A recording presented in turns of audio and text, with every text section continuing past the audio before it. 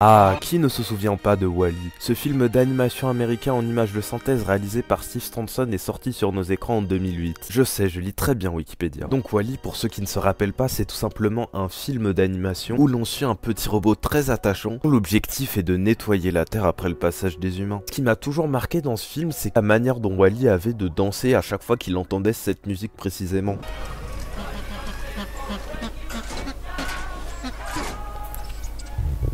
Et d'ailleurs, cette musique, aussi loin que je m'en souvienne, elle a toujours existé. Bon, en même temps, Wall-E est sorti en 2008, je suis sorti en 2008, c'est normal. Et un jour, je m'ennuyais sur YouTube et je me suis posé cette question. Mais cette musique, elle existe, non? Ce que je veux dire, c'est que évidemment que la musique existe, sinon je l'aurais pas entendue, mais elle vient pas de Wall-E, elle existe d'autre part, non? Car en effet, les amis, je n'ai pas de culture musicale. Et au moment où je trouve cette musique, nous sommes le 27 décembre 2023. Pas du tout, j'ai aucune idée de quel jour on était. Et c'est là qu'une idée fuse dans ma tête. Wall-E, c'est un cube. Minecraft, c'est des cubes. Et si on les combinait ensemble? Et c'est pour ça qu'aujourd'hui, les amis, en avant-première mondiale internationale, et je vais pas faire d'autres rimes en hall, sinon ça va mal finir, je vais vous expliquer comment j'ai recréé l'intro du film Wall-E version Minecraft. Allez, c'est parti. Mais avant de vous expliquer comment j'ai réalisé cette vidéo, je vais vous montrer les différents modes que j'ai utilisés. Alors nous pourrons voir juste ici le précédent modpack en 1.12.2 qui est tout simplement le modpack avec Blockbuster etc utilisé dans la majorité des courts-métrages Minecraft. Et bah ce modpack on va pas du tout y toucher en fait. Étant donné que dans le court-métrage que je veux faire, il y a absolument aucun personnage ni animaux mobiles, on a tout simplement pas besoin du mode Blockbuster et on peut donc se séparer de cette vieille version qui date quand même de... ouais je sais pas mais c'est très longtemps en tout cas. Dirigeons-nous donc vers la 1.20.1. J'ai choisi cette version pour deux raisons très précises. De une, c'est une version récente, du coup on pourra ouvrir toutes les maps,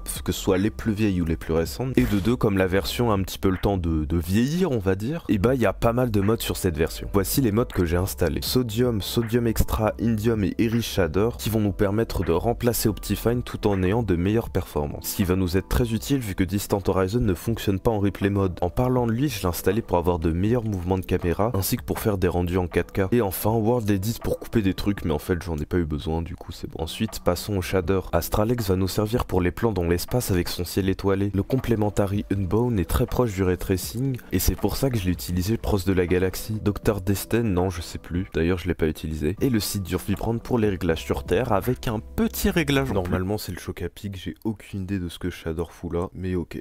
A partir de maintenant, je vais vous montrer une par une les différentes maps que j'ai utilisées. Et on commence directement avec un monde super flat. En effet, vous l'aviez sûrement deviné, bon en même temps c'était pas très dur, mais les premières images de mon court métrage ont été tournées sur un monde super flat. En effet, ce type de monde, une fois vidé, nous permet d'avoir une vue d'ensemble de toute la galaxie. Pardon, j'ai oublié un truc.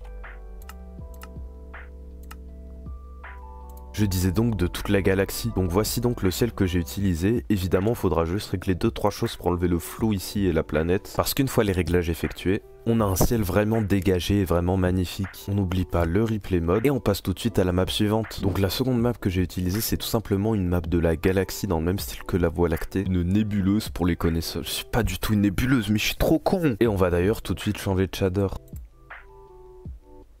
Et là pour le coup je ne me souviens plus exactement du réglage que j'ai mis mais je me souviens que j'ai beaucoup augmenté le bloom. Et bon quoi dire de plus vu que de toute façon ce sera la trajectoire des caméras dans le replay mode qui feront le reste. Allez map suivante. Et là on se retrouve tout simplement avec une map gigantesque de la planète Terre. Et là je me suis retrouvé avec un problème. Bon en fait je me suis retrouvé avec deux problèmes mais il y en a un je l'ai ignoré du coup on va dire qu'il compte pas. C'est tout simplement qu'aucun soleil n'éclaire la Terre. Et que si j'utilise le soleil Vanilla, bah voici ce que ça donne, ça sort totalement du thème de l'espace. Du coup j'ai trouvé une solution qui je trouve marche plutôt bien. C'est tout simplement bon déjà de changer de shader, de revenir sur notre bon vieux Astralex, bon de remettre la nuit aussi, et de tout simplement déjà désactiver toutes les nébuleuses, étoiles filantes, tout ça machin, de garder que les étoiles et la lune, et une fois que tout ça c'est fait, bon déjà on a un ciel plus propre sans qu'il soit pour autant vide comme dans la vraie vie au même endroit, et on va tout simplement changer la lune au soleil grâce aux paramètres du shader. Donc on va dans Sky, dans Sun Moon Config, bon, déjà on fera mettre la lune, la base, je crois c'est lent, et voilà, notre lune est métamorphosée en soleil. Et nous on passe directement à la prochaine map. Du coup on passe à l'avant-dernière map qui s'appelle Abandoned City, exactement comme la dernière map aussi. Et c'est bien normal vu qu'on passe tout simplement à la partie terrestre du court-métrage. Wow mais c'est trop beau, Astralex, meilleur shader de France, c'est bon. Le motion blur c'est dégueulasse mais meilleur shader. Ah oui aussi j'ai oublié de le dire mais évidemment toutes les maps et tous les modes seront en description, ainsi que le court-métrage si vous l'avez pas vu évidemment. Wow, ce shader il fait vraiment vivant par contre. Mais du coup ça correspond pas du tout à Wally, parce que je vous rappelle que de base, bah y a plus de vie sur la planète. Parce que là le shader il donne envie d'aller à la plage, mais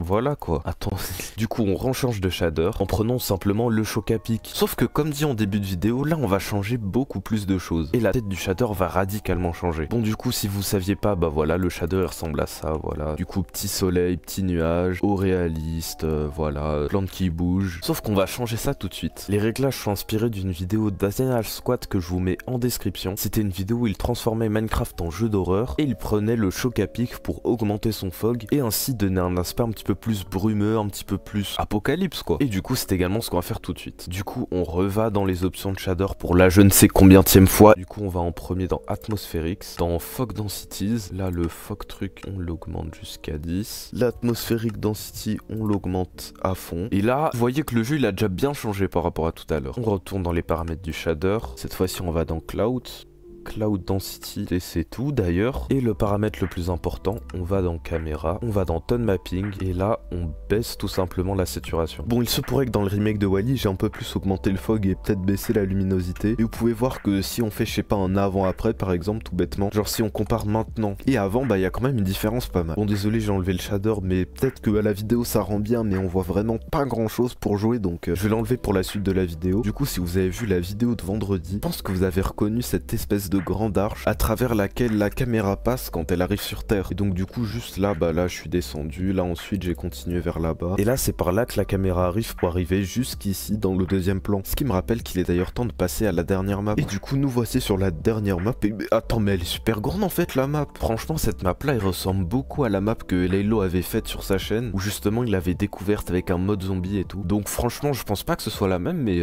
très ressemblant. Ouais mais attends, mais il y a une grande zone ici et tout. Bon bref, je m'égare. Du coup sur cette map il n'y a pas grand chose à dire, juste essayer de me balader un petit peu, de faire des plans un petit peu stylés, qui montent, qui descendent, qui sont de travers, de détravers. Et du coup on va passer à l'étape qui a tout simplement fait le court métrage en vrai, hein. Les rendus replay mode. Du coup pour ceux qui savent pas, une fois que vous avez enregistré vos replay mode, vous allez ici. Vous y êtes peut-être déjà allé d'ailleurs si vous avez réglé vos paramètres. Donc là ensuite on va aller sur le premier render par exemple. Là je vais me cacher. Bon là j'ai déjà fait les keyframes de temps de caméra et tout, donc bref c'est pas très intéressant. Si vous êtes débutant et que vous voulez un petit peu plus de détails, je vous renvoie vers l'excellente vidéo qu'a fait Aurélien Sama il y a 2-3 ans mais qui est toujours d'actualité. Là je vais juste m'arrêter sur les gros détails en fait. Et donc du coup pour chaque plan j'ai mis le shader adéquat évidemment. Donc là par exemple c'était tout simplement le Astralex. Bon pas avec le soleil et tout, mais bref vous avez compris de toute façon. Et là ensuite je faisais le rendu. Là mais j'avais oublié ça. Bon du coup évidemment default rendering. En no-coding j'ai mis MP4 custom bitrate, et le bitrate j'ai mis 20 MO. Bon ensuite 4K j'ai mis le nombre de pixels de 4K, j'ai laissé 60 par défaut. En fait j'ai pas touché grand chose. Voilà, bon par exemple ici la caméra elle a pas trop bougé en vrai, donc c'est vraiment pas le meilleur exemple. Mais par exemple si je vais sur le replay mode de l'Abandonned City, là on peut voir la trajectoire de la caméra, et si on va à la source tout là-bas, on arrive à reconnaître le chemin que la caméra empruntait. Donc là si en plus j'incarne la caméra, que je vais dans mes paramètres et que je remets le choc à pic avec les settings de tout à l'heure, on reconnaît directement le passage de la caméra. Bon dernier point en montage où globalement juste j'ai rassemblé tous les rushs que j'avais et je les ai fait passer à différentes vitesses pour que ça ressemble quand même plus ou moins à la vidéo originale. J'ai également rajouté un petit filtre par-dessus le truc. Ça change pas grand-chose, je pense que vous pouvez le voir là. Mais je trouvais que ça rajoutait un côté un petit peu fade qu'il y a dans Wally et qu'on ne peut refaire que difficilement dans Minecraft. Bon et puis sinon le reste c'est plutôt classique en vrai. Et on arrive à la fin de cette vidéo. Si elle vous a plu, vous savez ce qu'il vous reste à faire. Et puis salut!